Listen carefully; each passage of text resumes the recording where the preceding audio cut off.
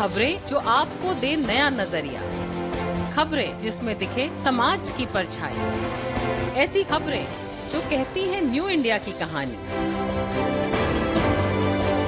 खबरें जो है अनछुई, कुछ खट्टी कुछ मीठी, हम लाते हैं आपके लिए ढूंढकर खबर हटकर, सोमवार से शुक्रवार सिर्फ डीडी न्यूज पर।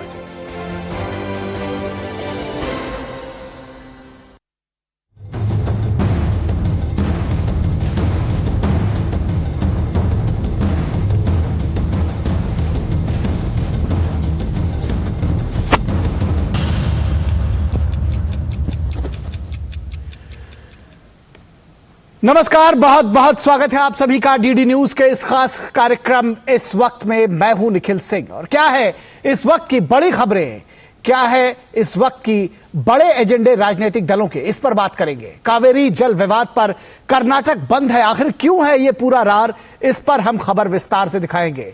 कर्नाटक और तमिलनाडु के बीच का ये जो गंभीर विवाद है, आखिर क्या है इसकी मूल वजह है, इस पर भी हम बात करेंगे। साथ ही साथ बात करेंगे विपक्षी गठबंधन कभी नरम कभी गरम, आखिर क्यों हो रहा है और क्यों है आपस में वाद विवाद विपक्षी गठबंधन के घटक दलों के बीच। स्वच्छता में भी यूपी अव्वल आया है, जिसके बारे में विस्तार से जानने को लेकर आपके मन में जिज्ञासा होगी, क्या कुछ यूपी ने किया है कि स्वच्छता में वो अव्वल आ सका है, किस तरह से 100% ODF प्लस ग्रामीण क्षेत्रों में हासिल किया है यूपी ने, इस पर बात करेंगे। और साथ ही साथ बात करेंगे कि आखिर कर्नाटक के साथ साथ जो दूसरे राज्य हैं वहां पर किस तरह की सियासत है, क्यों आम आदमी पार्टी और कांग्रेस आमने सामने है। तो इन खबरों के अलावा और भी होगा बहुत कुछ, बहुत सारे सवाल और जवाब होंगे, लेकिन सबसे पहले इस वक्त की हेडलाइंस।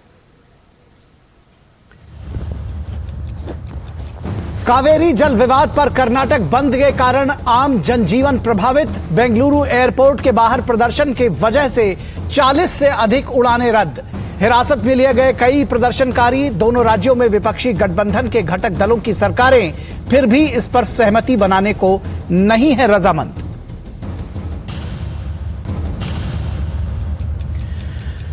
पश्चिम बंगाल में एक महिला का जला हुआ शव मिलने पर भाजपा ने राज्य सरकार पर बोला हमला। कहा मुख्यमंत्री ममता बनर्जी अपराधियों पर नकेल कसने में नाकाम।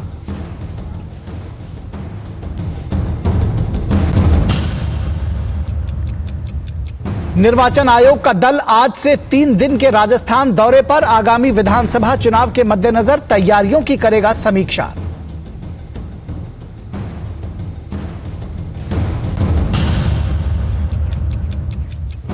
विपक्षी इंडी गठबंधन में जारी है जुबानी जंग। बिहार में जातिगत टिप्पणी पर आरजेडी और जेडीयू में तकरार जारी। खुद को A to Z पार्टी होने का दावा करने वाली आरजेडी में जाति को लेकर कलह। वहीं कांग्रेस ने माना आप से गठबंधन मुमकिन नहीं। केजरीवाल के फ्रीबी को कांग्रेस ने बताया फरेब। और कनाडा के पीएम जस्टिन ट्रूडो के बदले सुर। कहा कनाडा भारत के साथ संबंध मजबूत करने के लिए प्रतिबद्ध। ट्रूडो ने माना भारत एक बढ़ती आर्थिक ताकत। कनाडा पुलिस ने भी माना निज्जर हत्या में अब तक नहीं हुआ है कोई खुलासा। तो सबसे पहले बात कावेरी के जल विवाद पर करेंगे, जहां पर एक ही गठबंधन के यानी विपक्षी गठबंधन की राज्य सरकारें, उसी के दल हैं और वो आमने सामने हैं दो अलग अलग राज्यों में, कर्नाटक और तमिलनाडु में। और इसको लेकर के आज कर्नाटक बंद किया गया है। तमिलनाडु के साथ कावेरी जल बंटवारे के विरोध में आज कर्नाटक बंद है। कन्नड़ और किसान संगठनों के प्रमुख कन्नड़ ओकूटा संघ ने इस बंद का आह्वान किया है। बंद का असर पूरे राज्य में देखा जा रहा है। कर्नाटक के करीब 1900 से ज्यादा छोटे बड़े संगठनों ने इस बंद को समर्थन दिया है। विपक्षी भाजपा और जनता दल सेक्युलर ने भी बंद के समर्थन में राज्य के विभिन्न जिलों में प्रदर्शन किया। अब तक 50 से ज्यादा प्रदर्शनकारी हिरासत में लिए गए हैं इस बंद के दौरान। कल भी परसों यानी कि बेंगलुरु में 200 से ज्यादा प्रदर्शनकारी हिरासत में लिए गए थे। और आज दुकानें, shopping mall, movie theatres, hotel और रेस्तरां बंद है। बेंगलुरु आने जाने वाली 44 फ्लाइट्स जो है वो कैंसिल की गई हैं। 13 सितंबर को कावेरी वाटर मैनेजमेंट अथॉरिटी ने कर्नाटक को अगले 15 दिनों तक तमिलनाडु को 5000 क्यूसेक पानी देने का आदेश जारी किया था। कर्नाटक के किसान संगठन, कन्नड़ संस्थाएं और विपक्षी पार्टियां फैसले का विरोध कर रही हैं। दोनों राज्यों के बीच कावेरी नदी से जुड़ा यह विवाद 140 वर्ष पुराना है। बेंगलुरु अर्बन, मांड्या, मैसूर, चामराजनगर, रामानगर और हासन में धारा 144 लागू है। पूर्व मुख्यमंत्री कुमारस्वामी ने प्रदर्शनकारियों को अविलंब रिहा करने की मांग की है। वर्तमान में दोनों राज्यों में उन पार्टियों की सरकारें हैं जो विपक्षी गठबंधन में शामिल हैं, फिर भी दोनों राज्यों के बीच टकराव बना हुआ है। कर्नाटक में कांग्रेस की सरकार है और तमिलनाडु में डीएमके सरकार की सहयोगी पार्टी कांग्रेस है। उसके बावजूद दोनों राज्यों के बीच में यह टकराव देखा जा रहा है। कांग्रेस और डीएमके दोनों पार्टियां कर्नाटक के साथ ही राष्ट्रीय स्तर पर बने विपक्षी गठबंधन में भी शामिल हैं। यानी सिर्फ राज्य में ही नहीं, जो राष्ट्रीय स्तर है उस पर भी गठबंधन बनाया है। तो फिर यह कैसी राजनीति है, यह कैसी विपक्षी एकता है कि कावेरी जल विवाद इतना बड़ा रूप ले रहा है। और इस पूरी खबर पर बातचीत करने के लिए बेंगलुरु का रुख करेंगे, जहां हमारी संवाददाता आयशा खानम हमारे साथ बनी हुई है इस खबर पर बातचीत करने के लिए। सबसे पहले तो ताजा अपडेट्स बताइए आयशा, और क्या किसी तरह का कोई जिसको कहते हैं कि बीच का रास्ता निकलता हुआ दिख रहा है? क्योंकि हम बार बार कह रहे हैं कि इस विपक्षी गठबंधन के दोनों दल इसमें शामिल हैं, उसके बावजूद एका नहीं हो पा रहा है। जी देखिए निखिल, ताज़ा अपडेट मैं आपको दे दूं। जो बंद के आयोजक हैं उन्होंने कहा है कि ये बंद पूरी तरह से सफल रहा, पूरे राज्य में सफल रहा, और लेकिन खास तौर पर जो बैंगलोर है और जो दक्षिण कर्नाटका है, जो कावेरी बेसिन इलाका है, इन इलाकों में बंद का बहुत ही गहरा असर देखने को मिल रहा है। पूरी तरह से नॉर्मल लाइफ ठप रही इस पूरे इलाके में। जो मैसूर, मंडिया, रामनगरम, चन्नपटना, ये तमाम इलाके जो है कावेरी के पानी पर निर्भर हैं। तो देखा जाए तो आज जिस तरह का बंद आयोजित किया गया था, इसमें कन्नड़ा फिल्म इंडस्ट्री ने भी साथ दिया है और कन्नड़ा फिल्म इंडस्ट्री के तमाम सुपरस्टार सड़कों पर उतर आए और लोगों के साथ अपना समर्थन खुलकर दिखाया। लेकिन जो सवाल आपने पूछा कि क्या इसका कोई हल नजर आ रहा है, ये बहुत बड़ा सवाल है। इसका जवाब कहीं नजर नहीं आ रहा है, क्योंकि पिछले 15 दिन में ये तीसरा बंद है निखिल, और ये तीसरे बंद के चलते आर्थिक नुकसान जो लोगों को, किसानों को झेलना पड़ रहा है, ये बहुत बड़ी मुसीबत है आम लोगों के लिए। और देखा जाए तो कर्नाटक सरकार ने जो पिछले मंगलवार को बंद हुआ था, उसके बाद से लेकर आज कर्नाटक सरकार के रुख में कोई बदलाव नजर नहीं आ रहा है, और ना ही कर्नाटक सरकार ने कोई प्रयास किए कि किसान इस मसले पर जिस तरह से भड़क रहे हैं, जिस तरह से किसान गुस्साए हुए हैं, उनको कोई आश्वासन दिया जाए।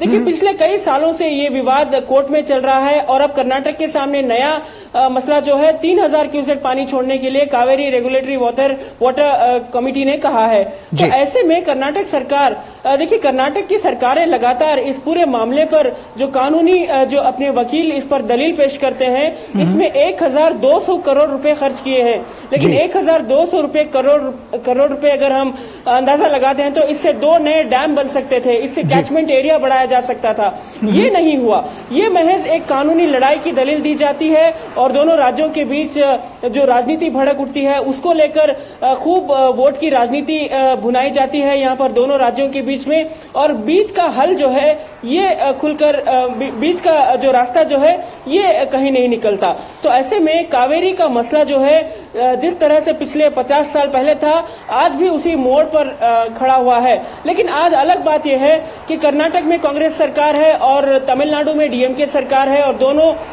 गठबंधन, इंडिया गठबंधन में साथी हैं, एक दूसरे के दोस्त हैं। देखिए पहले जब बात की जाती तो तमिलनाडु में एआईडीएमके नेता जयललिता हुआ करती थी और वो कड़ा रुख अपनाती थी, वो सत्याग्रह पर बैठ जाती थी, और उस वक्त जयललिता से बात करना कर्नाटक के लिए मुश्किल होता था। लेकिन आज कर्नाटक के सामने क्या मजबूरी है, क्यों कर्नाटक सरकार तमिलनाडु के मुख्यमंत्री से बात नहीं कर पा रही है, क्यों स्टालिन से बात करके इस मसले का कोई हल निकालने की कोशिश नहीं कर रही है। देखिए, है तो ये मुद्दा कानूनी, लेकिन कहीं ना कहीं जमीनी स्तर पर अगर कर्नाटक सरकार तमिलनाडु से बात कर ले और लोग दोनों राज्यों के बीच में जिस तरह से भावनाएं, इस मुद्दे को लेकर भावनाएं जुड़ जाती हैं और हिंसा भड़कती है, इसको काबू में कर सकते हैं और इस तरह के बंद पर काबू किया जा सकता है। लेकिन कर्नाटक के मुख्यमंत्री ने अभी तक इस पर कोई पहल नहीं उठाई है और कर्नाटक के मुख्यमंत्री ये कह रहे हैं कि अब प्रधानमंत्री इसमें हस्तक्षेप करें और प्रधानमंत्री के पाले में डाल दिया है और कहा है कि प्रधानमंत्री की जिम्मेदारी है कि इस मामले को सुलझाइए। तो ये बहुत बड़ी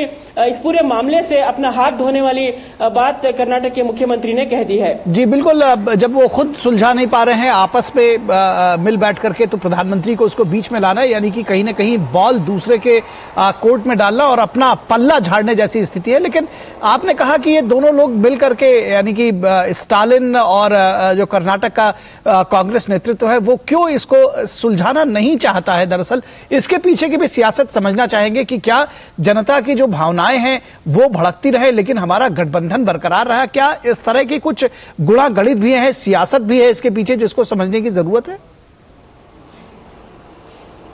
जी हाँ, बिल्कुल, इसमें पूरी सियासत नजर आ रही है। देखिए, जैसे कि मैंने बताया, उस वक्त जब एआईडीएमके की मुख्यमंत्री हुआ करती थी जयललिता और कर्नाटक में उस वक्त एसएम कृष्णा कांग्रेस के मुख्यमंत्री थे, जो अब बीजेपी के वरिष्ठ नेता हैं। तो एसएम कृष्णा बहुत कड़ा रुख अपनाते थे तमिलनाडु के खिलाफ और जयललिता को मजबूर होना पड़ता था कि कांग्रेस सरकार के सामने कभी कभी जयललिता को इस बात को एक्सेप्ट करना पड़ता था कि कर्नाटका के पास हाँ सचमुच में पानी नहीं है। लेकिन इस बार हम देख रहे हैं कि कर्नाटक की तरफ से कोई ऐसे स्टेटमेंट या फिर कर्नाटक सरकार ने तमिलनाडु के मुख्यमंत्री को उन तक पहुंचने के कोई रास्ता नहीं खोला है और ना ही उनसे कोई बातचीत की है और ना ही वो खुलकर ये कह रहे हैं कि तमिलनाडु जो मांग कर रहा है इस समय वो गलत है, वो इस समय इस मांग को एक्सेप्ट नहीं कर सकते। तो उप मुख्यमंत्री कह रहे हैं डीके शिव कुमार कि हम पानी रिलीज कर देंगे क्योंकि कोर्ट का ऑर्डर है। तो एक तरफ कहीं ना कहीं जैसे कि बीजेपी के जो सांसद हैं तेजस्वी सूर्या, उन्होंने अभी आरोप लगाया और कहा कि कहीं ना कहीं कर्नाटक सरकार तमिलनाडु में अपनी गठबंधन के दोस्त डीएमके को हेल्प करने, उनकी मदद करने की कोशिश कर रही है और यहाँ पर कर्नाटक के किसानों को नुकसान पहुंचा रही है। तो ये आरोप सीधे सीधे तेजस्वी सूर्या ने लगाया है कर्नाटक सरकार पर और कर्नाटक सरकार अब उल्टा इस मामले को एक राजनीतिक टूल देने की कोशिश कर रही है और कह रही है कि अब ये बीजेपी के तमाम सांसद, जो बीजेपी के 25 सांसद हैं कर्नाटक में, ये तमाम सांसद मिलकर इस मामले को सुलझाएं। तो ये इस तरह की राजनीति, इस तरह का जो रुख कर्नाटक के मुख्यमंत्री ने अपनाया है, कहीं ना कहीं इस बात को तूल देता है कि कर्नाटक में कांग्रेस सरकार अपनी गठबंधन को बचाए रखने के लिए किसी भी तरह की मिसअंडरस्टैंडिंग पैदा नहीं करना चाहती, क्योंकि ये गठबंधन बन तो गया लेकिन हर राज्य में रीजनल इश्यूज को लेकर अलग अलग मिसअंडरस्टैंडिंग शुरू हो गई, अलग अलग मतभेद पैदा हो गए हैं। तो कहीं ना कहीं दक्षिण में ये इस तरह के मतभेद ना पैदा हो, यही वजह है कि कर्नाटक सरकार इसमें कुछ हद तक अपने कदम पीछे रखते हुए चल रही है और अभी तक तमिलनाडु के मुख्यमंत्री से बातचीत नहीं कर रही है। यही बीजेपी का भी दावा है और बीजेपी यही कह रही है कि कर्नाटक सरकार को अब कर्नाटक सरकार को नींद से जगाना होगा और ये जो राजनीति चल रही है कांग्रेस और डीएमके के बीच, पर्दे के पीछे जो राजनीति चल रही है, इसका पर्दाफाश करना होगा। जी निश्चित तौर पर। और सबसे खास बात है कि ये जो आम जनता है जो सड़कों पर है, जो प्रदर्शन कर रही है, वो शायद इन सब बातों को समझती है, वो इस पूरी सियासत को समझती है। बहुत शुक्रिया इस तमाम बातचीत और जानकारी के लिए। और रुकेंगे एक छोटे से ब्रेक के लिए। ब्रेक के बाद जब वापस लौटेंगे तो बात करेंगे कि विपक्षी गठबंधन कभी नरम कभी गरम, आखिर क्यों?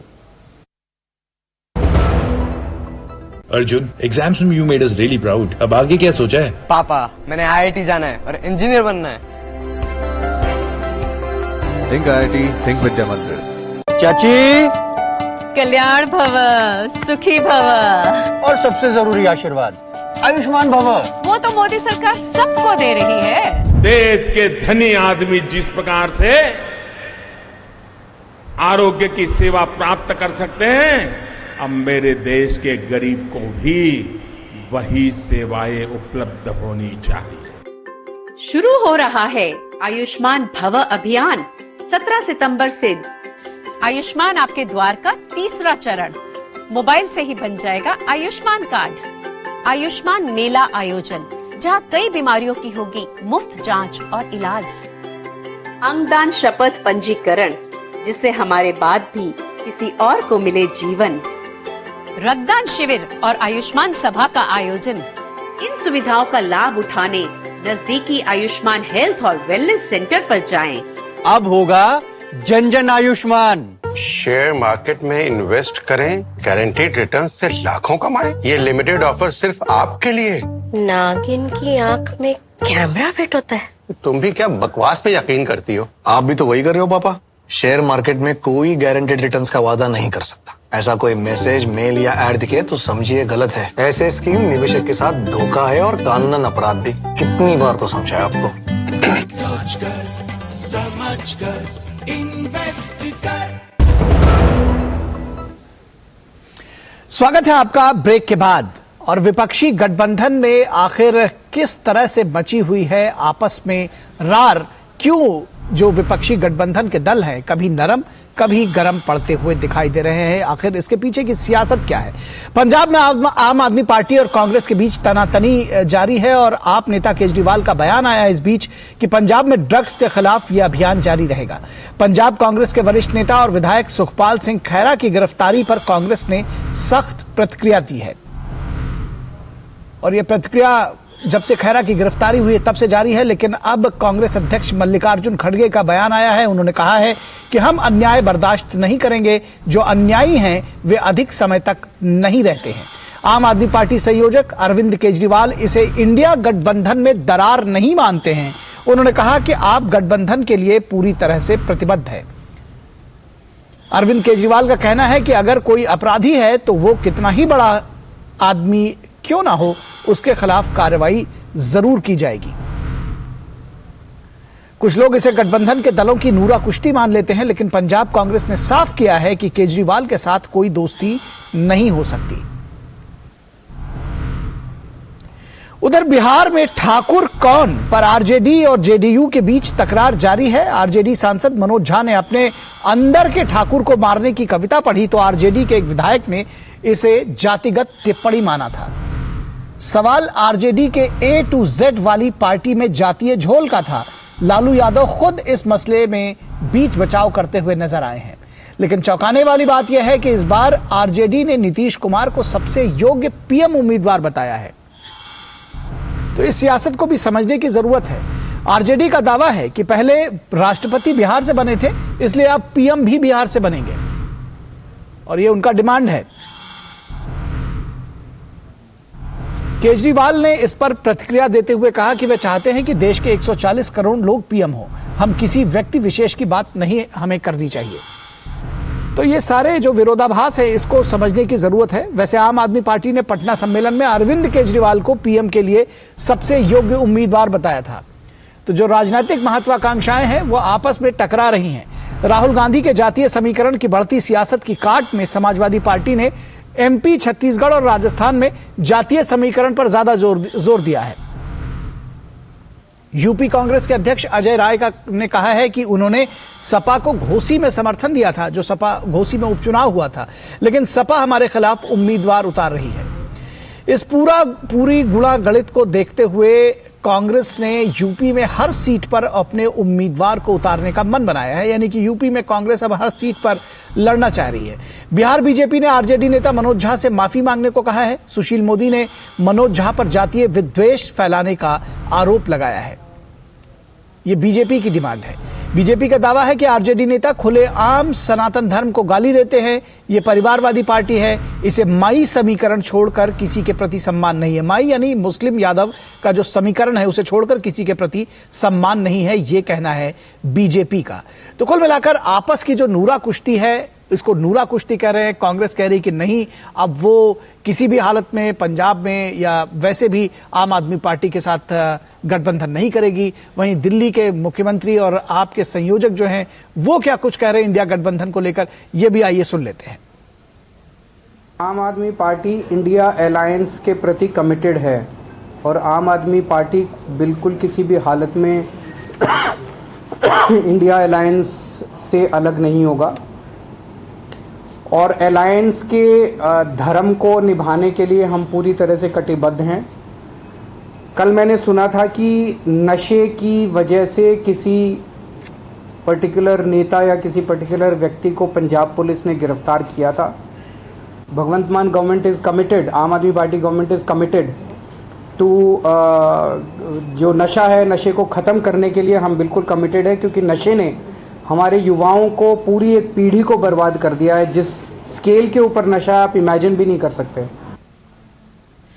तो इस पूरी कवायद पर, इस पूरी खबर पर बातचीत करने के लिए हमारे साथ 3 खास मेहमान जुड़े हुए हैं। उनसे आपका परिचय करा दें। हमारे साथ अनिल कुमार बंसल जी जुड़े हुए हैं, जो कि वरिष्ठ पत्रकार हैं। अनिल बंसल जी, बहुत स्वागत है आपका। हमारे साथ राहुल लाल जुड़े हैं, राजनीतिक विश्लेषक है। राहुल जी, स्वागत है आपका। और हमारे साथ विनोद मिश्रा जुड़े हुए हैं, जो हमारे संपादकीय सलाहकार है। विनोद मिश्रा जी, आपका भी स्वागत है। और आपसे ही इस खबर की शुरुआत करना चाहें कि किस तरह से आप देखते हैं इस पूरे गठबंधन को, कभी नरम कभी गरम, कभी तो एक दूसरे के खिलाफ हाथ में हाथ मिलाकर पूरे मंच पर नजर आएंगे और कहेंगे कि जरूर बीजेपी के खिलाफ ये गठबंधन बनेगा।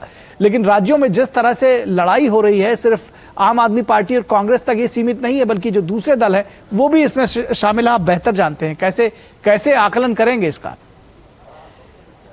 निखिल, इस रिपोर्ट आने से पहले अगर आप अभी जो एक स्टोरी डिस्कस कर रहे थे, अभी कर्नाटक और जो तमिलनाडु का जो मामला है वो भी आप देखिए कि हर जगह आपको यही लगेगा कि इस सियासत में झोल से ज्यादा ये परसेप्शन की सियासत है। और परसेप्शन की सियासत बनाते बनाते हर पार्टी अपना नंबर सबसे ऊपर रखना चाहती है। अब आप यहाँ बिहार की बात आप कह रहे थे, इसी रिपोर्ट में आप देखिए कि बिहार में हो क्या रहा है। एक हफ्ते पहले जो दीनदयाल उपाध्याय की जयंती थी, तो उसमें नीतीश कुमार चले गए। अब उसके जाने के बाद बिहार में जो कयास लगाना शुरू हुआ, लोगों ने कई तरह से प्रतिक्रिया देनी शुरू की कि नीतीश कुमार की एनडीए में वापसी हो सकती है जी। और ये चर्चा भी चली रही थी कि आज जब आरजेडी की तरफ से ये बयान आया और आरजेडी की तरफ से ये बातें कही गई, जो शायद पहली बार ऐसी बात हुई कि उन्होंने अपनी पार्टी से ज्यादा जेडीयू के जो सर्वेसर्वा नीतीश कुमार है उनको प्रधानमंत्री के योग्य उम्मीदवार माना है। तो अब अगर आरजेडी के प्रवक्ता ये बात कह रहे हैं कि नीतीश कुमार ही सबसे, जो इतने प्राइम मिनिस्टर के चेहरे हैं इंडिया गठबंधन में, उसमें सबसे योग्य उम्मीदवार नीतीश कुमार है, तो जाहिर सी बात है कि वो नीतीश कुमार और आरजेडी में जो अभी तक जो चल रहा था, कुछ खाई थी बन रही थी पिछले एक हफ्ते से, आप कह सकते हैं कि एक महीने से, उसको भरने के लिए एक पहल है। लेकिन ये सबके बीच में जब आप इस सारी चीजों को, इन बयानों को टटोलते हैं, तो आपको लग रहा होगा कि इसमें पूरे के पूरे गठबंधन में संवादहीनता की स्थिति है। और संवादहीनता की स्थिति इसलिए बनी हुई है कि 5 राज्यों का जो चुनाव है उसमें हर पार्टी की तरफ से ये कोशिश हो रही है कि कहीं कांग्रेस इसमें अपनी बढ़त लेके, जैसे बेंगलोर में आने के बाद उनका जीतने के बाद, उनका कर्नाटक जीतने के बाद उनका जो कॉन्फिडेंस बढ़ा था, और उसके बाद वो एक तरह से डिक्टेट करती हुई दिखी और पूरे गठबंधन को ही अपने पाले में लेके चली गई। तो हो सकता है कि आने वाले टाइम में कांग्रेस डिक्टेट करे, इसलिए ये प्रधानमंत्री के इतने चेहरे सामने आए। ममता बनर्जी का आप देख ही रहे हैं, उससे पहले अपने अलग अलग पार्टियों का रुख आपने देखा है। लेकिन सवाल ये है कि इन सब के बीच में जो पंजाब में हो रहा है, वो पंजाब में सबको चौंकाया है। पंजाब में इसलिए चौंकाया है कि जब आज अरविंद केजरीवाल अपनी सफाई दे रहे थे अपने भगवंत मान की सरकार के बारे में, तो वो शायद ये बात भूल गए थे कि उस पंजाब में लॉ एंड ऑर्डर हालत क्या है। आज शिरोमणि अकाली पार्टी की जो है, सैड पार्टी की, और उसके एक बड़े नेता की हत्या हुई है। और इस तरह की टारगेट किलिंग पंजाब में आए दिन होती रहती है, लेकिन लॉ एंड ऑर्डर के हालत में पूरी के पूरी आम आदमी पार्टी खामोश है। लेकिन उनको आज ये नशा मुक्ति अभियान का एक बहाना मिला है, और कांग्रेस के जो नेता हैं, नेता ही नहीं आप कहिए, कांग्रेस के राष्ट्रीय किसान सेल जो है उसके वो अध्यक्ष हैं, उसके ऐसे नेता को आपने गिरफ्तार करके वो एक बात का संकेत दिया है कि आप पंजाब में कांग्रेस की औकात देखना चाहते हैं। आपने वो पानी में कंकड़ उछाला है कि आप लहर देखना चाह रहे हैं कि कांग्रेस की हैसियत यहाँ क्या है, इसके हिसाब से आप सीट शेयरिंग टेबल पे बैठना चाहते हैं। तो लगभग यही कमोबेश सारी पार्टियों ने अपने अपने तरीके से इस तरह के राजनीतिक बयानबाजी में एक तरह से दूसरी पार्टियों को ये दिखाने की कोशिश कर रही है कि उनका वजूद अपने अपने इलाके में, अपने अपने क्षेत्र में किस रूप में है, और यही फॉर्मूला शायद इनके लिए सीट शेयरिंग में कामयाब हो सकता है। जी बिल्कुल, और शायद एक दूसरे को आंक रहे हैं तौल रहे हैं और उसके बाद सियासी बढ़त लेने की, सियासी गुणागणित की एक जरूरत हो सकती है। राहुल लाल जी, आपको लगता है कि जो आम आदमी पार्टी और कांग्रेस का झगड़ा है वो राज्यों में विधानसभा चुनाव में सीटों पर लड़ने के लिए, उसमें गठबंधन के लिए या एक दूसरे के खिलाफ प्रत्याशी उतारने तक सीमित नहीं है, बल्कि उनका जो झगड़ा है वो कहीं आगे निकल गया है और अब पार्टी अध्यक्ष मल्लिकार्जुन खड़गे तक के बयान आ गए हैं। आपको लगता है कि इन दोनों दलों के बीच में अगर गठबंधन नहीं बन पाता है, या आपको लगता है कि एक गठबंधन बना रह पाएगा? नहीं, देखिए, सुखपाल सिंह खेरा वाला जो पूरा प्रकरण है वो एक चिंताजनक प्रकरण है। और देखिए ये स्थितियां क्या है, सुखपाल सिंह खेरा जो है कि वो 2015 तक तो कांग्रेस में थे, फिर उसके बाद वो आम आदमी पार्टी में जाते हैं और आम आदमी पार्टी में जाते ही नहीं, अब नेता प्रतिपक्ष भी थे। फिर वहां पर उनके आम आदमी पार्टी के साथ कुछ आपसी खींचतान की स्थिति बनी, फिर उन्होंने अपनी अलग पार्टी भी बनाई और फिर बाद में वो कांग्रेस भी आ गए, अभी कांग्रेस से हैं। तो सवाल आम आदमी पार्टी से भी जरूर पूछा जाएगा कि 2015 का एनडीपीएस का पूरा वो एक्ट उस समय उसी समय मामला दर्ज था, तो फिर आपने उन्हें नेता प्रतिपक्ष कैसे बना दिया था? आज आप उन्हें दोषी कह रहे हैं, कल आप उन्हें, जबकि कल आप उन्हें नेता प्रतिपक्ष बनाए हुए थे। तो ये जो आम आदमी पार्टी की जो आंतरिक खींचतान की स्थिति है, मैं उसका विस्तार मानता हूं कि उस जमाने में, उस समय जो पार्टी के भीतर खींचतान की स्थिति हुई, अभी वो कांग्रेस में है तो वो उसका विस्तार हुआ। लेकिन इन चीजों के कारण से एक जरूर जो है कि एक पहल में समस्या जरूर आती है, उसको मैं मानूंगा, क्योंकि ये स्थितियां देखिए, जब संपूर्ण विपक्षी पार्टियां ये मांग करती हैं कि अपने एजेंसियों का दुरुपयोग नहीं होना चाहिए, आप एजेंसियों का सदुपयोग कीजिए, उसके लिए काम कीजिए, तो फिर ये क्यों ना माना जाए कि पंजाब में जो लॉ एंड ऑर्डर की स्थिति है वो संभवतः, मैं सहमत हूं विनोद जी के इस बात से कि वो कई बार जो है कि वो स्थितियां बिगड़ती हुई दिखती हैं। मुझे लगता है कि उन चीजों से थोड़ा ध्यान बचाने के लिए उन्होंने सुखपाल सिंह खैरा वाला पूरा प्रकरण उठाया। नहीं, दरअसल सवाल राहुल जी ये बात तो जो आपने कही वो उन चीजों का एक तरह से बैकग्राउंड है, वो हम भी समझ रहे हैं, हमारे जो दोनों और मेहमान हैं वो भी समझ रहे हैं, लेकिन मेरा कहने का मतलब है कि इसकी परिणति क्या होगी? क्या इसकी परिणति वो जो जिसको कहते हैं कि हाथ में हाथ जोड़ करके अरविंद केजरीवाल और साथ में मल्लिकार्जुन खड़गे आपको मंच पर खड़े दिखाई देते थे, वो उस सीन में कहीं ना कहीं एक कट सा लगता वो नहीं दिख रहा है? वर्तमान में कुछ उस तरफ जाता हुआ दिखता है, लेकिन हमें ऐसा लग रहा है, जो क्योंकि अभी कुछ घंटे पहले जो अरविंद केजरीवाल जी ने जो बयान दिया कि वो टीम इंडिया के लिए प्रतिबद्ध है। अंततः देखिए, कई जगह पे टीम इंडिया बनी है, वो एक तरह से विभिन्न दलों का समूह है, विभिन्न दलों ने कोई विलय नहीं कर लिया है, इसलिए कुछ वैचारिक मतभेद की स्थिति रहेगी। लेकिन जो अगला जो टीम इंडिया की बैठक होगी उसके लिए कुछ 2-3 मुद्दे आवश्यक होंगे। एक तो उनका कॉमन मिनिमम प्रोग्राम होना चाहिए, कई सारे आरोप जो टीम इंडिया के ऊपर लग रहे हैं उसका एक संयुक्त जवाब भी आना चाहिए। क्योंकि मैं इससे बहुत ज्यादा तनावपूर्ण स्थिति नहीं मानता कि टीम इंडिया के लोग हैं, अलग अलग राज्यों में विधानसभा के चुनाव आपस में लड़ रहे हैं, ये देखिए वो एक सामान्य स्थिति है। जब चूंकि आप विधानसभा चुनाव के लिए आपका गठबंधन नहीं है तो वहां पे अलग अलग पार्टियां लड़ेंगी और अलग अलग बयान भी सुनने के लिए मिलेंगे। जैसे एक उदाहरण दे रहा हूं आपको, जैसे कि बिहार की एक पार्टी है वीआईपी पार्टी, वीआईपी पार्टी उस समय जो है कि एनडीए के घटक दल में शामिल थी। यूपी के विधानसभा चुनाव के दरमियान में तो उत्तर प्रदेश में 165 सीटों पर वो लड़ रही थी। तो ये तमाम चीजें हैं कि आप लोकसभा में लड़ते हैं, जहां पे आपका जिस विधानसभा में भी जिस एक राज्य में आपका गठबंधन होता है वहां पे आप गठबंधन में होते हैं, दूसरी जगह आप लड़ते हैं। तो इसलिए हमें लग रहा है कि टीम इंडिया का जो पूरा कॉन्सेप्ट है, अगर देखिए टीम इंडिया में नहीं, वो तो ठीक है, लेकिन जिस तरह से आपने ये जो कहा कि प्रतिबद्ध दिखते हैं अरविंद केजरीवाल, उन्होंने उनका स्टेटमेंट तो आपने बताया, लेकिन उसके साथ ही साथ जो कांग्रेस का स्टेटमेंट है, कांग्रेस कह रही कि आपके साथ रह पाना मुश्किल है, उनके साथ नहीं रहेंगे। इसीलिए ये सवाल सारे खड़े होते हैं कि आखिर ये गठबंधन जो बड़े जिसको कहना चाहिए कि पूरे दमखम के साथ बीजेपी का विरोध करने के लिए उतरे थे, तो शायद 9 दिन चले, 2.5 कोस वाली बात है। अभी चुनाव की शुरुआत नहीं हुई, इवन विधानसभा चुनावों की शुरुआत नहीं हुई, उसमें बिखराव अगर दिख रहा है, लोग कह रहे हैं कि ये बिखर जाएगा, तो गलत कैसे कहा जाएगा? आपके पास आएंगे राहुल लाल जी, हम अनिल बंसल जी को जोड़ेंगे। अनिल बंसल जी, आपको लगता है कि ये जो गठबंधन है, जिसके बारे में बहुत सारे प्रश्न चिन्ह शुरू में ही लगाए जा रहे थे कि ये एक नहीं रह सकेगा, क्या इसकी शुरुआत के तौर पे इसको देख रहे हैं, इस तरह के जो आपस में जो विवाद है उसको? देखिए, जो इनके अंतर विरोध हैं वो खत्म तो होने वाले नहीं है। अंतर्विरोध जारी रहेंगे। आपने देखा पश्चिम बंगाल में वो ममता बनर्जी कांग्रेस और लेफ्ट को साथ लेने को तैयार नहीं है। बिहार में आपने जिक्र किया तो वहां सिर्फ जेडीयू और आरजेडी की बात नहीं है, ठाकुर वाले मुद्दे पर आरजेडी के नेता ही मनोज झा की टांग खींच रहे हैं। आनंद मोहन सिंह उनका बेटा आरजेडी का एमएलए है, वो कैसे कैसे उन्होंने बयान दिए हैं। तो ये अंतर्विरोध हैं, तो ये अंतर्विरोध रहेंगे। लेकिन इन सबको जो डर लगता है वो लगता है कि अगर हम इस बार मिलकर नहीं लड़े तो हमारा राजनीतिक अस्तित्व खतरे में पड़ जाएगा। तो आपस में मतभेदों के बावजूद, आपस में मनभेद के बावजूद, नीतिगत उसके बावजूद और गठबंधन जो मन से गठबंधन नहीं होने के बावजूद भी लोकसभा चुनाव में ये सब दल मिलकर लड़ने का पूरा प्रयास करेंगे। और जो आपने शुरू में शब्द यूज किया था नूरा कुश्ती, तो हम इसे नूरा कुश्ती भी मान सकते हैं, क्योंकि जो स्थानीय भावनाएं हैं, क्षेत्रीय भावनाएं हैं, उनका भी हमको ध्यान रखना है। जैसे कर्नाटक में है, अब अगर कर्नाटक की सरकार जल उनको पूरा पानी दे दे तमिलनाडु को, तो ये कहा जाएगा कि इसने अपने राज्य के हितों के साथ धोखा किया है। और ये विवाद चूंकि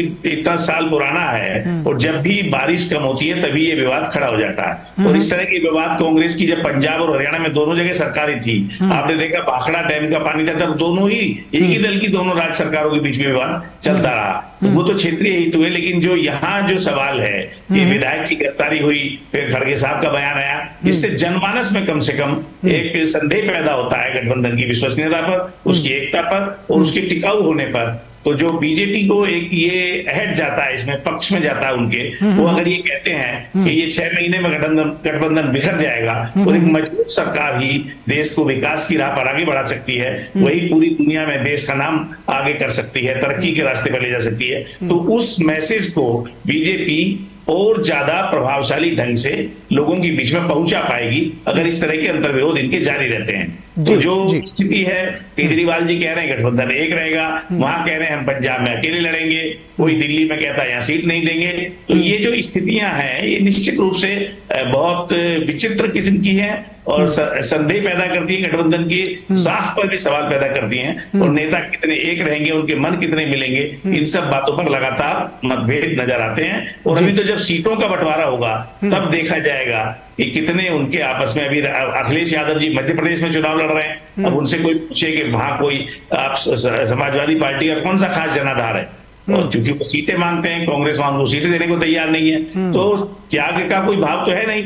वही बात जब प्रधानमंत्री की कुर्सी पर आती है तो आज नीतीश कुमार जी का नाम आ गया, ममता जी के समर्थकों ने ममता जी का नाम दिया, केजरीवाल के समर्थक केजरीवाल का नाम देते हैं। और कांग्रेस तो मानकर ही चल रही है कि हम सबसे बड़ी पार्टी हैं, तो राहुल गांधी ही स्वाभाविक दावेदार होंगे प्रधानमंत्री पद के। तो ये जो कुर्सी के लिए, पद के लिए अंतर्विरोध है, ये कहीं न कहीं गठबंधन की साख पर और होने पर, उसकी विश्वसनीयता पर पहले दिन से ही प्रश्न लगा रहे हैं।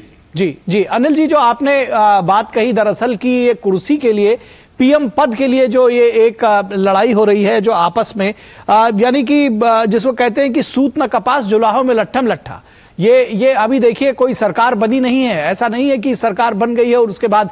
विनोद मिश्रा जी, आपसे 2 बातें समझना चाहेंगे। ये जो स्थिति है, आपको लगता है कि पीएम मोदी का और बीजेपी का ये जो पूरा एक अभियान है जनता से जुड़ने का, विकास योजनाओं का, उसका डर इतना ज्यादा है इन पार्टियों में कि उसके बावजूद, यानी कि आप देख रहे हैं कि किस तरह से लगातार आपसी विवाद, आपसी अंतर्विरोध है, उसके बावजूद जो है ये कह रहे हैं कि नहीं, हम कम से कम मोदी के खिलाफ और बीजेपी के खिलाफ, एनडीए के खिलाफ तो एकजुट होना ही पड़ेगा, नहीं तो काम नहीं चलने वाला है, कितना भी विरोध हो। दूसरी बात, बिहार की भी जो सियासत है वो भी आपसे समझना चाहेंगे कि आखिर ये किस तरह की सियासत है कि एक तरफ आरजेडी और जेडीयू में वाकयुद्ध जारी है, दूसरी तरफ वो एक ये भी साथ में जिसको कहते हैं कि एक बात छोड़ देना कहीं से कहीं, जो जिसको राजनीति में कहा जाता है कि हम नीतीश कुमार को पीएम बनते हुए देखना चाहते हैं। लेकिन अभी जो बंसल साहब बता रहे थे उसी बात में, उसी को थोड़ा सा आगे बढ़ाते हुए मैं कहता हूं कि जब वो, आप देखिए कि जब पीएम मोदी कहते हैं, स्टेबिलिटी की बात करते हैं, डेवलपमेंट की बात करते हैं, तो वो पीएम का एक फेस लोगों के सामने में आता है कि इस पिछले 9 साल की जो उपलब्धि है देश को, और पिछले 9 साल में जो परिवर्तन ने देश देखा है, तो डेफिनेटली वो डेवलपमेंट, वो विकास और वो जो अस्थायित्व मिला है, वो 1% बहुमत वाली बीजेपी की सरकार जिसका नरेंद्र मोदी नेतृत्व करते हुए दिखे हैं। तो डेफिनेटली एक लोगों के मन में इस बात का तो है, और कंपैरिजन अगर होगा तो इससे होगा। पीएम मोदी के इस जो डेवलपमेंट का है और ये जो बड़े फैसले लेने का है, उनका जो एक स्थायित्व है पिछले 10 साल से आप देख रहे हैं, उसका रिजल्ट क्या देखा है, उस देश ने दुनिया में बदलते हुए भारत के इस सीन को देखा है, तो डेफिनेटली इसका कंपैरिजन तो होगा। लेकिन सबसे बड़ी बात जो है कि जब वो मजबूरी कह रहे थे कि ये मजबूरी क्या है इंडिया गठबंधन को, तो भी समझने की जरूरत है। समझने की इसलिए जरूरत है कि अभी आप देखिए कि ममता बनर्जी का पिछले 12 दिन के दौरे से वो विदेश से लौटी है पश्चिम बंगाल में, और वहाँ अधीर रंजन चौधरी जो सदन में नेता भी हैं विपक्ष के और वहाँ कांग्रेस के अध्यक्ष भी हैं, उनका पहला रिएक्शन आता है कि ममता बनर्जी का अगर बंगाल के गरीब राज्य में कि चीफ मिनिस्टर 3 लाख से 4 लाख के होटल में कमरे का किराया देती है, और तो हमें यह पूछने का हक है कि वो वहां से विदेश दौरे से बंगाल के लोगों के लिए क्या लाया है। पूरे बंगाल में डेंगू है, डेंगू से मौतें हो रही है, इस तरह की कई चीजें हैं। जबकि तीसरे जो इन लोगों की इंडिया गठबंधन की का जो भी मीटिंग हुई थी मुंबई में, तब ये कहा गया था, इन लोगों ने आपस में निर्णय लिया था कि कम से कम एक पार्टी दूसरे पार्टी के विरोध में इस तरह की बयानबाजी नहीं करेंगे या बचेंगे। लेकिन ऐसा नहीं हुआ, बयानबाजी का सिलसिला तेज है और हर पार्टी अपनी सुविधा से एक दूसरे के खिलाफ में बोल रहे हैं।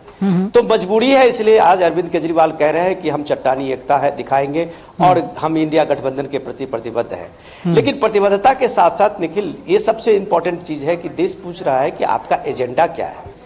कल मध्य प्रदेश की आप घटना देखिए, एक छोटी सी नाबालिग बच्ची के साथ में जो विभत्स रेप की बात हुई, बहुत शर्मनाक थी, ये संवेदना की बात थी। अपनी पूरी सभ्यता में आप कह सकते हैं कि ये मानव, हमारे एक इंसान के प्रति एक कलंक की बात थी। लेकिन विपक्ष की सारी पार्टियों का उसमें कोई भी अक्रॉस ऑल इंडिया के गठबंधन की जितनी भी पार्टियां हैं, उनका आप रिएक्शन देखिए कि लगा कि एकदम तुरंत वो शिवराज सरकार के खिलाफ में एक अभियान छेड़ देंगे। ये अच्छी बात है कि इस तरह के रिएक्शन पे पॉलिटिकल पार्टियां रिएक्ट करती है। लेकिन बुरी बात यह है कि उसी तरह की उससे बड़ घटनाएं आज पश्चिम बंगाल में सामने आई है। राजस्थान के जयपुर के शहर पर आप देखिए कि एक लड़की का जो है वो जलता हुआ लाश पाया गया है, सड़क के बीचों बीच में कोई रिएक्शन नहीं है, किसी कॉर्नर से रिएक्शन नहीं है। तो ये जब आप इस तरह का पोजीशन लेते हैं अपने एजेंडे को बनाने के लिए, तो आप एक्सपोज होते हैं। बेटियों के खिलाफ में, महिलाओं के खिलाफ में इस तरह की घटनाओं को लेके अगर पॉलिटिकल पार्टी में संवेदनशीलता होगी तो डेफिनेटली वो एक स्वर से हर जगह की छोटी घटनाओं के बारे में विरोध करेंगे। लेकिन अपनी सुविधा से अगर आप राजस्थान की घटना पे चुप रहेंगे, बंगाल की घटना पे चुप रहेंगे और मणिपुर की घटना पे आप बोलेंगे, मध्य प्रदेश की घटना पे बोलेंगे, तो डेफिनेटली लोगों में ये बात का जरूर इस बात का ये लगेगा कि ये आप सिर्फ एजेंडा बनाते हैं और आप इसीलिए ढूंढते हैं कि आपके पास कोई एक ठोस एजेंडा नहीं है इस मोदी सरकार के खिलाफ में या बीजेपी की सरकार के खिलाफ में। तो ये सारी चीजों के बीच में जब आप बिहार में देखते हैं तो वो नूरा कुश्ती की बात में आप ये देखिए कि वहां भी यही हो रहा है। पिछले 1 साल से आप देखिए कि सरकार में महागठबंधन की पार्टी का जो अंतरकलह है, वो अंतरकलह है कि तेजस्वी यादव की जल्दीबाजी है कि उनको सीएम, सबसे बड़ी पार्टी आरजेडी है, तो नीतीश कुमार को क्यों झेले। तो नीतीश कुमार की अपना इकबाल जो कम हुआ है उसके कारण अब आरजेडी पार्टी को हमेशा लगने लगा, इसलिए ये इंडिया गठबंधन बना था कि नीतीश कुमार इंगेज होंगे दिल्ली में। ऐसा हुआ नहीं, कांग्रेस ने उनको मौका दिया नहीं। तो अब नीतीश कुमार की जो हालत है, इसमें ये जो आप जितने ठाकुर विवाद और ब्राह्मण विवाद और ये जो ठाकुर का कुआं देख रहे हैं, वो एक फ्रस्ट्रेशन है। जी जी जी जी राहुल लाल जी, आप कई सारे सवाल हैं। दरअसल ये सवाल जो है, जो इंडी गठबंधन है उसके जो दल है वही उठा रहे हैं। सीपीआई कहती है कि वायनाड सीट जो है राहुल गांधी की, वो उस पर उनको अपना हक छोड़ देना चाहिए। वहीं ममता बनर्जी और अरविंद केजरीवाल जो है वो पीएम बनने की हसरत उनके मन में है और वो कोई भी, जिसको कहते हैं कि कोई भी ऐसा कार्य नहीं छोड़ रहे हैं कि जहां पर चाहे वो राज्य हो या शीर्ष स्तर पर, जब राष्ट्रीय स्तर पर बात आती है तो उसमें भी वो आगे बढ़ने की कोशिश करते हैं। राहुल गांधी से कहां तक कांग्रेस सैक्रिफाइस करेगी, किस तरह से इस गठबंधन को, क्योंकि कांग्रेस सबसे बड़ी पार्टी है इन सारे दलों के बीच में और शायद सबसे ज्यादा जरूरत भी कांग्रेस ही महसूस कर रही है इस गठबंधन की मोदी के खिलाफ। करेगी ये तो कांग्रेस ने, खुद राहुल गांधी ने ये बयान दिया था जब पटना में विपक्ष का प्रथम सम्मेलन हुआ था, तो उन्होंने बोला था कि कोई भी प्रधानमंत्री पद के लिए कांग्रेस की तरफ से कोई वैसी दावेदारी की स्थिति नहीं है, यानी वो पद सबों के लिए खुला पद है। ये राहुल गांधी का बयान था उस समय का। दूसरा चीज देखिए, बार बार पिछले कई दिनों से, 2-3 दिनों से विमर्श बनाया जा रहा है कि टीम इंडिया के भीतर एक मतभेद की स्थिति है, 2.5 दिन के बाद जो है कि टूटने की स्थिति दिखने लग रही है। देखिए लेकिन जब मैं राजनीतिक विश्लेषण करता हूं तो मुझे एक अलग ही तस्वीर दिखाई दे रही है अच्छा। हमने देखा कि टीम इंडिया में पहले 26 दल थे, अब 28 हुए। अब आ जाइए आप दूसरी तरफ जो है कि एनडीए की तरफ, एनडीए के 38 घटक दल थे। जब मणिपुर की घटना घटी तो कुकी पीपुल्स अलायंस केपीए एक घटक दल इनका समर्थन वापस लिया। दूसरा हम लोगों ने देखा तमिलनाडु में एआईडीएमके जो एक बड़ा घटक दल था इनका, वो वापस आते हैं। हालांकि इन्होंने जनता दल सेक्युलर को कर्नाटक से लेकर थोड़ी भरपाई करने का प्रयास किया। तो खलबली कहां मची पड़ी हुई है यहाँ? तो देखिए कुछ वैचारिक मतभेद की स्थितियां हैं, चीजें हैं जो कि धीरे धीरे सेटल्ड हो जाएंगी। और बार बार ये चीज कहना कि भाई अखिलेश यादव क्यों मध्य प्रदेश लड़ रहे हैं, क्यों दूसरे राज्य में लड़ रहे हैं, तो संभवतः ये बयान जो लोग दे रहे हैं वो गठबंधन के राजनीति को नहीं समझ रहे थे। गठबंधन के राजनीति में गठबंधन किसी चुनाव विशेष के लिए होता है। आपने बड़ा अच्छा प्रश्न उठाया है, दरअसल आपने बड़ा अच्छा प्रश्न उठाया है राहुल लाल जी, जो आपने कहा कि एनडीए के गठबंधन में सब कुछ ठीक नहीं है और जो यूपीए पहले था और अब आपने इंडिया के नाम से वो गठबंधन बनाया है उसमें सब कुछ ठीक है और थोड़े बहुत मतभेद तो हर जगह चलते हैं, है ना? आप यही तो बताना चाह रहे हैं कि ये सारी समस्याएं तो हल हो जाएंगी। अरविंद केजरीवाल गिरफ्तार कर रहे हैं कांग्रेस के नेताओं को, ये समस्या हल हो जाएगी। ममता बनर्जी लगातार हावी हैं आपके कांग्रेस के ऊपर, जो अधीर रंजन चौधरी है वो बोलते बोलते थके जा रहे हैं, आपका नेतृत्व वहां पर सुन नहीं रहा है, लेकिन वो चीजें आप सॉल्व कर लेंगे। बहरहाल मुझे लगता है कि ये जो राजनीतिक चश्मा है, अनिल जी आपको क्या लगता है कि इस तरह से किस तरह से इस पूरे जो ये सियासी गुणागणित है इसको समझना चाहिए? क्योंकि ये जो इंडी गठबंधन है ये बार बार जो है वो कह रहा है कि एनडीए ही कहीं ना कहीं कमजोर हुई है, एनडीए में बड़ी खलबली मची हुई है, क्या आपको ऐसा लगता है? नहीं, देखिए एनडीए की कमजोरी की बात तो अभी हम नहीं कर सकते। एआईएडीएमके ने ऐलान जरूर किया है बाहर निकलने का, पर ये संकेत मिल रहे हैं कि वो लोकसभा चुनाव से पहले लौटकर आ जाएंगे, क्योंकि उनके पास भी विकल्पहीनता की स्थिति है। ऐसा नहीं है वो कोई डीएमके में तो अपनी पार्टी का मर्जर करेंगे नहीं, तो उनको एक राष्ट्रीय पार्टी के साथ, चाहे डीएमके कांग्रेस के साथ है तो एआईएडीएमके को अंततः बीजेपी के साथ जाना है, ऐसा माना जा रहा है। और ये जिस तरह की मतभेद जो ये गठबंधन है विपक्ष का उसके दलों के बीच है, हम मान सकते हैं उसी तरह का ये एक मतभेद एनडीए के इन दो दलों के बीच में हो गया, बीजेपी और एआईएडीएमके के बीच। लेकिन हम ये नहीं मान सकते कि वो अभी पूरी तरह से बीजेपी को साथ छोड़ गए हैं। रही बात कि जो आपने कहा कि अभी ये जो गठबंधन की राजनीति है इसके ये सब दांवपेच होते हैं, ये बात बिल्कुल सही है कि गठबंधन की राजनीति के अपने दांवपेच होते हैं। और उन्होंने कहा है कि हम एक कॉमन मिनिमम प्रोग्राम बनाएंगे, वो ठीक है, लेकिन जब राज्यों में हम लड़ते हैं तो कहीं ना कहीं एक जनता के बीच में उसका मैसेज खराब जाता है। हम अगर राज्य स्तर पर भी तालमेल बेहतर करें, उनमें समन्वय हो, और जो बात बेसिक आई कि अगर वो आम आदमी पार्टी के विधायक थे तब उनके खिलाफ कोई आम आदमी पार्टी को अचानक वो कांग्रेस में चले गए, तो अब ये ड्रग का केस सब आया, तो ये कहीं ना कहीं एक तरह की अपनी दबाव की राजनीति भी होती है। जो दल शामिल होते हैं एक दूसरे को कमजोर करना, नीचा दिखाना, या यहाँ 13 सीटें हैं तो 10 हम लड़ेंगे, आपको 3 देंगे, 6, ये सब चीजें दाव पे चलते हैं। तो ईमानदारी का भाव तो हम मान के चलेंगे, समर्पण और ईमानदारी का भाव नहीं रहता और सौदेबाजी का भाव चलता है, दबाव की राजनीति चलती है। बिल्कुल आपने बिल्कुल जनता में संदेश खराब जाता है। हाँ बिल्कुल आपने जो है बड़ा प्रश्न उठाया कि दरअसल जो जनता में खराब संदेश जाता है वो इस तरह से कि आप 6 महीना पहले राज्यों में चुनाव हो रहे हैं, वहां पर आप एक दूसरे के खिलाफ लड़ रहे हैं, ताल ठोक रहे हैं, एक दूसरे के खिलाफ स्टेटमेंट्स पास कर रहे हैं और फिर लोकसभा में एक दूसरे से गठबंधन करेंगे तो जनता के बीच में क्या इफेक्ट जाएगा? विनोद जी समय समाप्त हो चुका है, लेकिन फिर भी मैं चाहूंगा कि आपको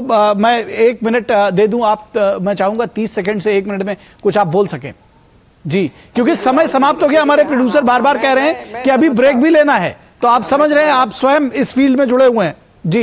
निखिल, मैं समझ रहा हूं, लेकिन अब एक्चुअली क्या है कि राहुल जी जो एक अलग पीच पे ले गए थे इस डिस्कशन को, तो मैं बस उनके जानकारी में लाना चाहता हूं कि ऐसे ही यही कोशिश जो है 2019 में चंद्रबाबू नायडू ने भी की थी विपक्षी एकता की, और उसमें राहुल गांधी भी उनके कई मंचों पे शामिल हुए थे चंद्रबाबू नायडू के उस विपक्षी एकता में। उसमें भी 28 से 30 पार्टियां जुड़ी जी, बिल्कुल में। और हम लोगों ने देखा है उस विपक्षी हालत एकता की हालत उसका क्या हश्र हुआ था, और वो इसलिए कि वो जिस तरह का गठबंधन था कि चंद्रबाबू नायडू के साथ में एक मंच पे तो राहुल गांधी दिखे, लेकिन वो जमीन पे राहुल गांधी ने कभी भी टीडीपी के साथ में उस तरह का अलायंस नहीं बना पाए, और लोगों ने उसका नतीजा 2019 में देखा कि ये सारे गठबंधन किस तरह से बिखर गई थी।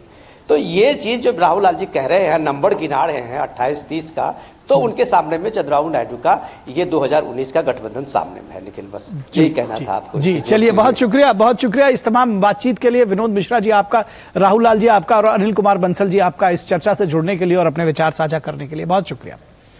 और रुकेंगे एक छोटे से ब्रेक के लिए, और ब्रेक के बाद जब वापस लौटेंगे तो बात करेंगे उत्तर प्रदेश की, जो स्वच्छता में भी अव्वल नंबर के साथ पास हुआ है।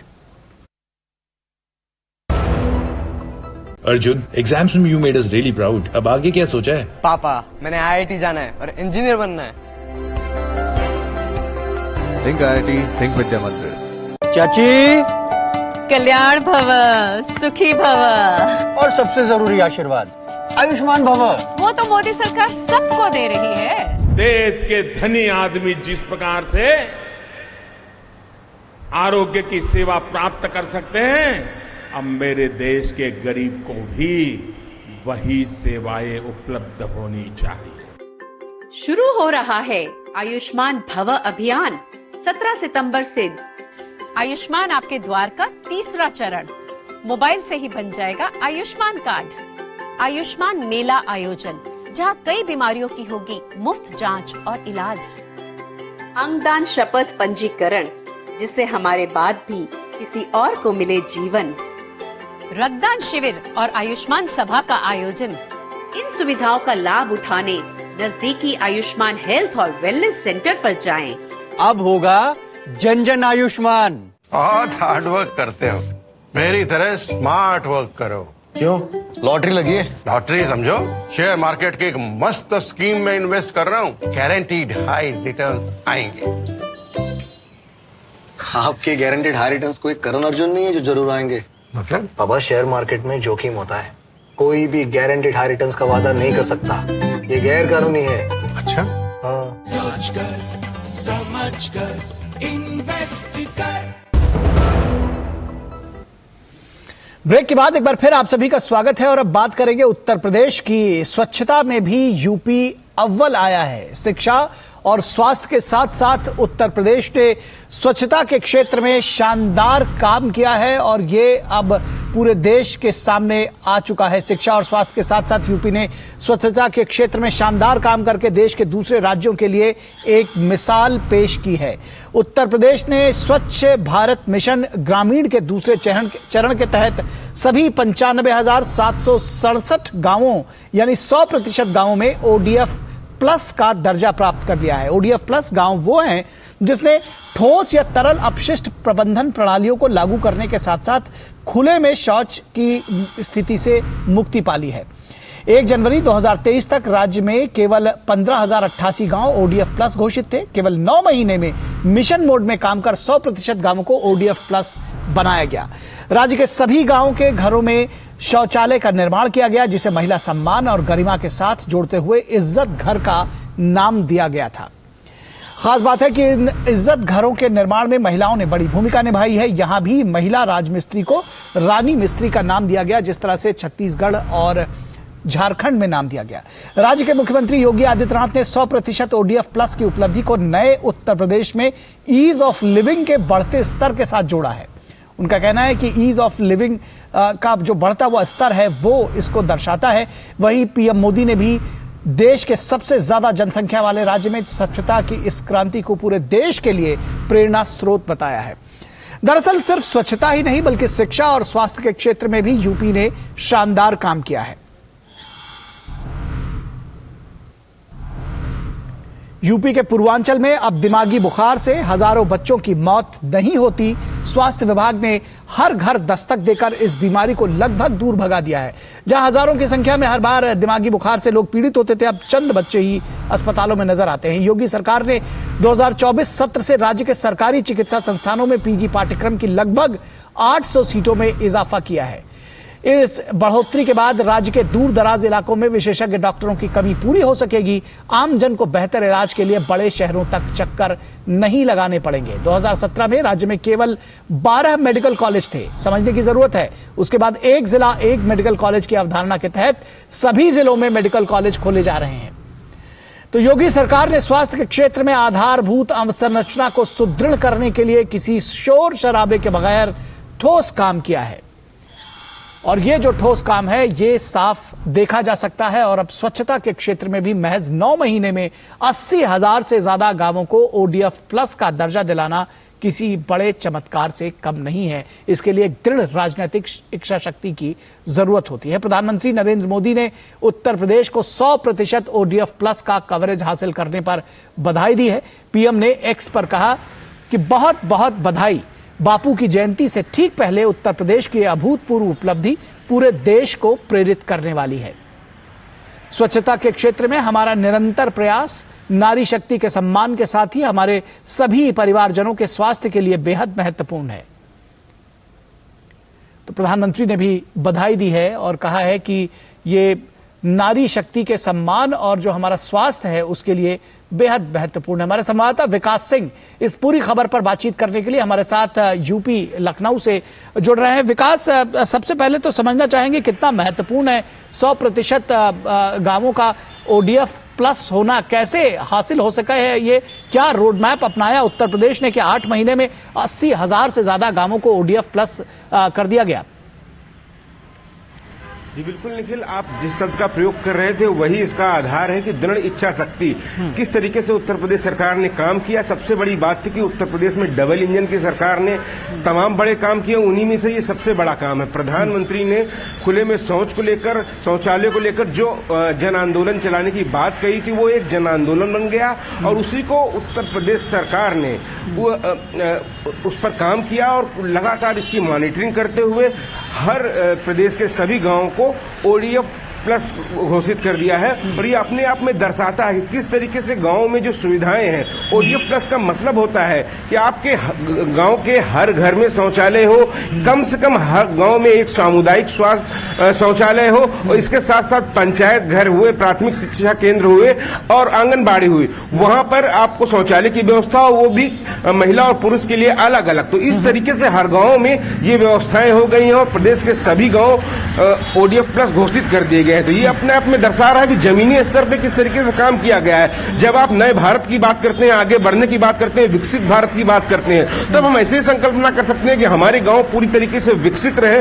वहां पर जो मूलभूत सुविधाएं बराबर लोगों को मिलती रहे। इसी तरीके से यहाँ पर काम किया जा रहा है। आपने जैसा बताया कि शिक्षा के लिए, स्वास्थ्य के लिए काम किया गया और इसका हमने देखा सबसे बड़ा जो परिणाम रहा है, पूर्वांचल के क्षेत्र में हजारों बच्चे मौत का शिकार हो जाते हैं इंसेफ्लाइटिस के चलते हुआ करते थे। एक समय था उत्तर प्रदेश में, खासतौर से इसी माह के अंतर्गत बारिश के सीजन के आसपास ये बीमारी बहुत तेजी से संक्रमण फैलाती थी। लेकिन स्वच्छता मिशन जिस तरीके से वहां चलाया गया, वहां घर घर दस्तक अभियान चलाया गया और जिस तरीके से साफ सफाई के काम किए गए, उससे पिछले कई सालों से इंसेफ्लाइटिस पर जीत उत्तर प्रदेश ने हासिल कर ली। ये अपने आप में दिखाता है कि किस तरीके से जो हम लक्ष्य निर्धारित करते हैं उत्तर प्रदेश में, उत्तर प्रदेश की सरकार के द्वारा जो तय किया जाता है वो समय से और समय से पूर्व ही उसी लक्ष्य को पाने के लिए काम किया जाता है। और यही दृढ़ इच्छा शक्ति है। प्रधानमंत्री के मार्गदर्शन में जो भी बातें कही जाती हैं उसको उत्तर प्रदेश सरकार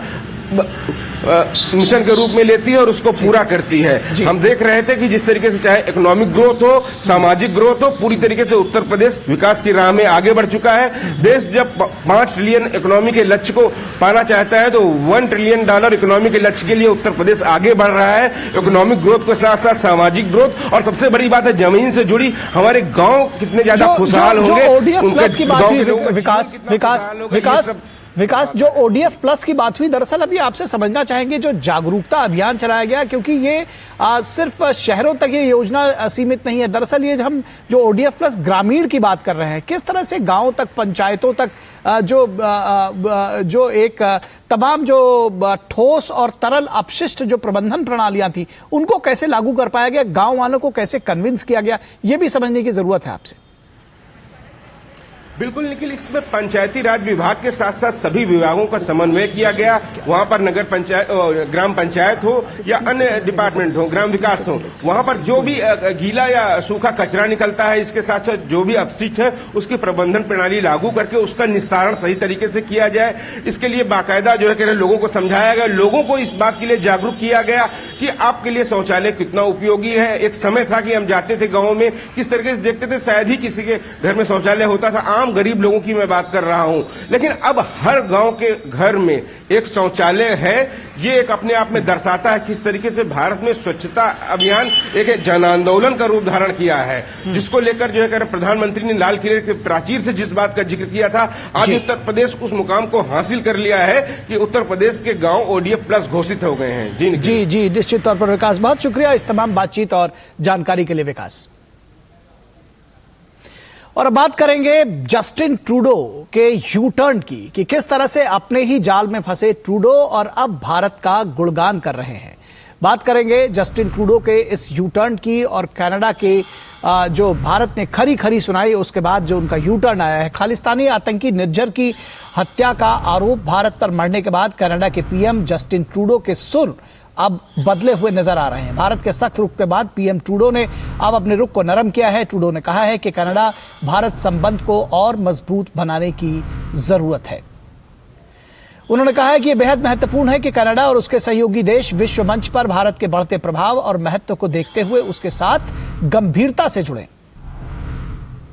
यह जस्टिन ट्रूडो का कहना है। अपने अमेरिकी दौरे में विदेश मंत्री एस जयशंकर ने कनाडा को दो टूक जवाब दिया था। उन्होंने कनाडा के रवैये पर भी सवाल उठाया था। ट्रूडो को उम्मीद थी कि अमेरिकी विदेश मंत्री ब्लिंकन से मीटिंग के बाद कोई प्रतिक्रिया मिलेगी, लेकिन इस मुलाकात में कनाडा का कोई जिक्र सामने नहीं आया।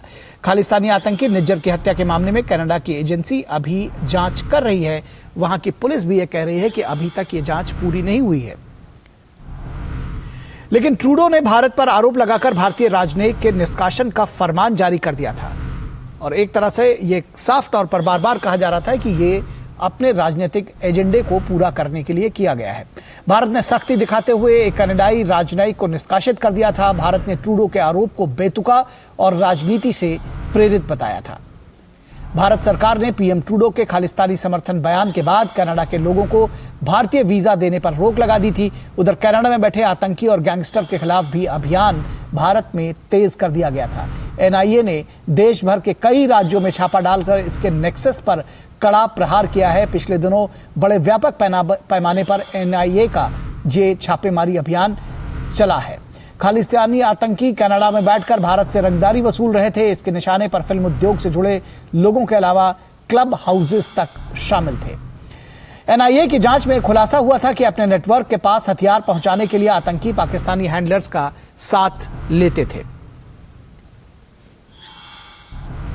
कनाडा की जमीन से भारत के खिलाफ हो रही आतंकी साजिश से धीरे धीरे पर्दा अब उठने लगा है और इसकी जांच जो है वो तेज हुई है। संयुक्त राष्ट्र के महासभा को संबोधित करते हुए विदेश मंत्री एस जयशंकर ने कहा था कि दिन बीत गए जब कुछ देश एजेंडा तय करते थे और उम्मीद करते थे कि दूसरे देश भी उनकी बात मान ले। और यूएनजीए में विदेश मंत्री एस जयशंकर ने कहा है कि कुछ राष्ट्र सियासी सहूलियत के हिसाब से आतंकवाद, चरमपंथ और हिंसा पर एक्शन नहीं लेना चाहते। The days when a few nations set the agenda and expected others to fall in line are over. As the United Nations itself symbolizes, finding common ground is an imperative. To listen to others and to respect their viewpoints, this is not weakness, it is the basics of cooperation. Only then can collective efforts on global issues be successful. और इस पूरी खबर पर बातचीत करने के लिए phone line पर हमारी संवाददाता मेघना देव हमारे साथ जुड़ी हुई हैं। मेघना, किस तरह से देखती है जस्टिन ट्रूडो के इस यू टर्न को? भारत की जो सख्ती है उसकी एक बड़ी वजह के तौर पर इसको देखा जाना चाहिए।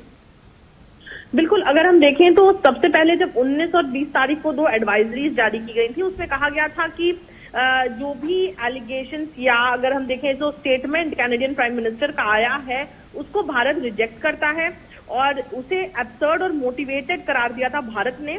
और उसके साथ अगर हम देखें तो इस एलिगेशन को अनसब्सटैंशिएटेड कहा था, जिसमें इसका कोई आधार नहीं है, भारत ने ये कहा था और अपने स्टैंड पर भारत फर्म रहा है। अब हम जब देख रहे हैं कैनेडियन प्राइम मिनिस्टर का जो बयान है उसमें वो कह रहे हैं कि इंडिया एक ग्रोइंग इकोनॉमिक पावर है, इंपॉर्टेंट जियोपॉलिटिकल प्लेयर है और उसके साथ ही जब हम इंडो पैसिफिक स्ट्रैटेजी के साथ आगे बढ़ रहे हैं पिछले साल से, तो बहुत ही सीरियस है कि कनाडा किस तरीके से भारत के साथ अपने रिश्तों को और मजबूत करे और ज्यादा करीब हो भारत के इंडो पैसिफिक के मामले में।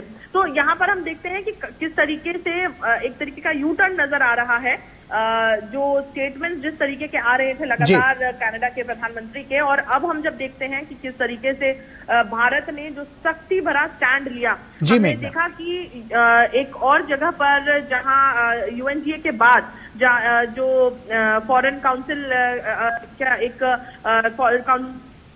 एक मंच था जहां पर विदेश मंत्री ने भी इस बात को कहा है कि कनाडा में पिछले कुछ सालों में काफी ज्यादा ऑर्गेनाइज्ड क्राइम देखा गया है, वायलेंस देखा गया है, एक्सट्रीमिज्म देखा गया है, और ये तो उन्होंने ये कहा कि हमारे पास इन सभी चीजों के भी स्पेसिफिक्स हैं और हम उन इंफॉर्मेशन की बात कर रहे हैं, हम उन स्पेसिफिक्स की बात कर रहे हैं। तो जी।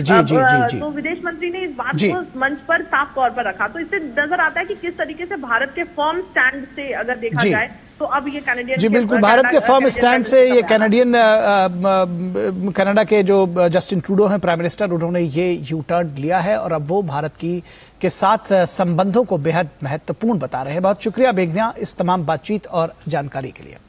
तो इस वक्त के आज के अंक में बस इतना ही। हमारी पूरी टीम को दीजिए इजाजत। नमस्कार।